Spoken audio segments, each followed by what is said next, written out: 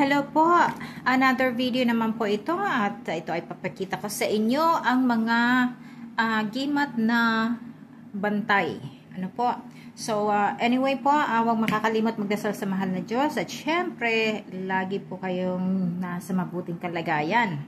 At huwag makakalimot magdasal sa mahal na Diyos. Ano po?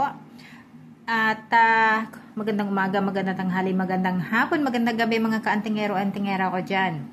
Alam niyo po naman na ang ang pinag-uusapan natin ay tungkol sa mga spiritual. So kung ang video na ito ay hindi para sa iyo, paki-skip nil lamang po. Kasi mas nakakabuti po na hindi na lang ninyo panoorin kaysa na magkukontra ano po. Kasi kung ano man po ang inyong opinion, entitled po kayo noon. So anyway po, ito ay mga Mother Nature na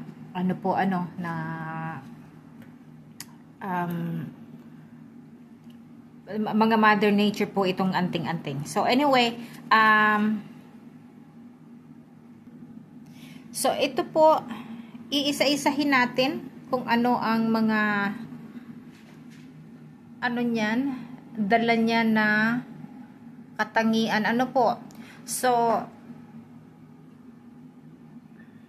ito ay hindi dinadala pang araw-araw. At ang purpose po ng video na ito ay para doon sa mga baguhan, sa gustong mga matuto, at para alam nila kung ano ang mga hahanapin. Hindi lamang po ang mga medalyon ang may mga mga katangian. Hindi lamang po ang mga medalyon ang kailangan nating kolektahin. Dapat po open tayo sa lahat, lalong-lalo na po yung mga gawa ng Mother Nature, kasi yun po talaga ay gawa ng nature, hindi po gawa ng tao na tulad ng mga medalyon. Ang medalyon po ay gawa ng tao, kaya mas mabubuti po na i-expand natin ang ating kaalaman. So ang mga anuman na nakukolekta natin, medalyon na gawa ng tao, mga gawa ng Mother Nature, or galing man sa sa alapaap, or galing man sa kung saan pa man po, iyan ay magandang bahagi. Hindi po natin ililimit ang sarili natin sa isang bagay lamang. So ito ay educational purposes lamang po, informasyon sa mga gustong matuto. So ang uunahin ko po ay ito, at makikita naman ninyo kung bakit ko gustong unahin ito. So ito po ay ang tinatawag na bantay. Bantay po ito sa sa kalawakan. Ito ay ginagamit ng mga nagbabiyahe, mga biyahero. Ito ay ginagamit ng mga tao na halimbawa kung saan man po sila nadidestino na lugar na magtrabaho or nagbabiyahe lagi. At ito rin po ay gamit ng mangingisda. So ito po ay dalawang ito ay tinatawag na magkabilaan. So pero po sa ang magkabilaan na ito, ang isa magdudulot ng maganda at ang isa ay magdudulot ng ikasasama kung gagamitin sa masama.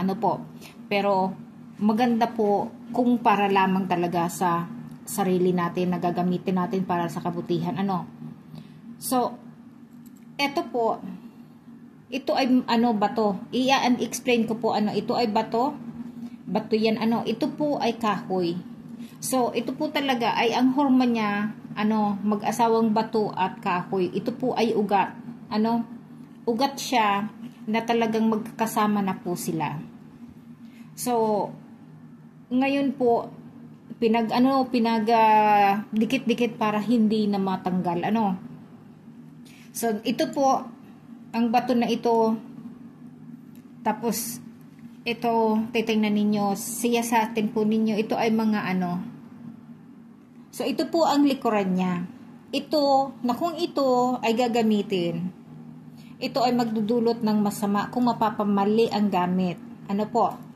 Kasi ito, ay na sinasabi na ito ay pwedeng yung tagal po, and at the same time po yung sinasabing hindi ka makikita kasi nga natatagal po So ngayon ito po maganda ito. Maganda rin po dala-dala ito kung kung may pupuntahan ka na talagang may sadya kang pupuntahan na para sa trabaho, tapos delikado yung pupuntahan mo. Ito daw po ay magandang dala-dala. So, pero ito po ay binabalot. Hindi po ito ganitong dadalhin mo. Ibabalot mo po ito sa itim na na bag, itim na yamit. Kaya dapat po ikaw lamang ang nakakakita na ito at ikaw ang basta ikaw lamang po ang nakakakita nito. So, dahilan po na pinapakita ko ito sa inyo, kasi po, gusto ko na yung mga yung mga antingero at antingera na mga gustong matuto ng bago, wag po kayong mag-limit sa lamang, sa mga medalyon.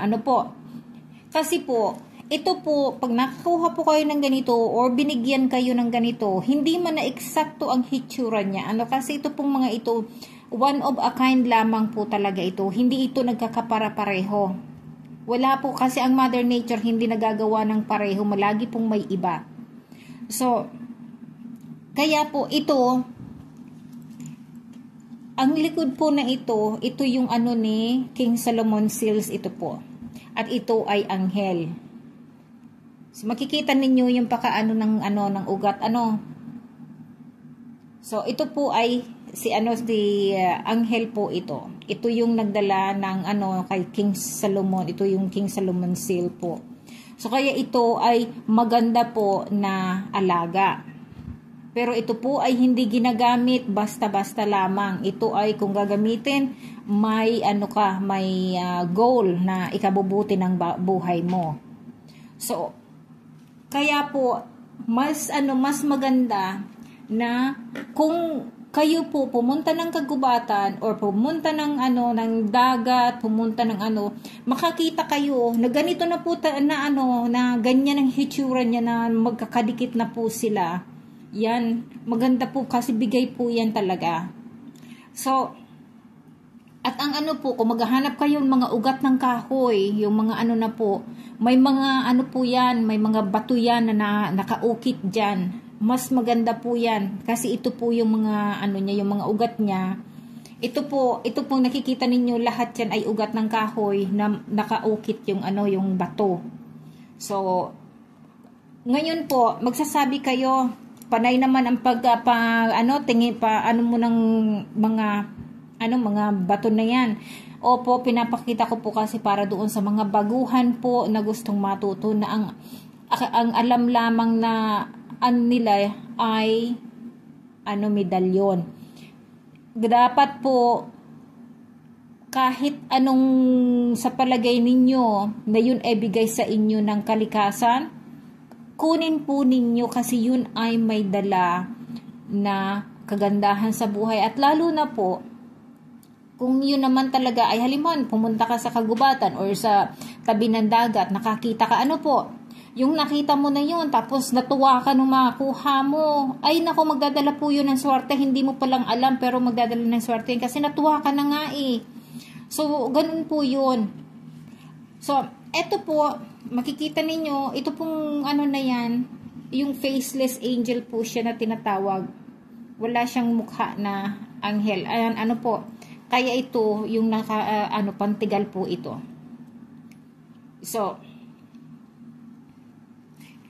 ito pong itong bato na yan, ayan yung itim na bato na yan, yan po ay dinagdag na lamang, dinaglag pang, more on dagdag sa protection niya. Pero ito po, itong ugat na to, itong ugat na to, itong bato na bato, ayan po, talagang ugat po siya na ugat siya ng kahoy na ganyan na talagang nung makuha.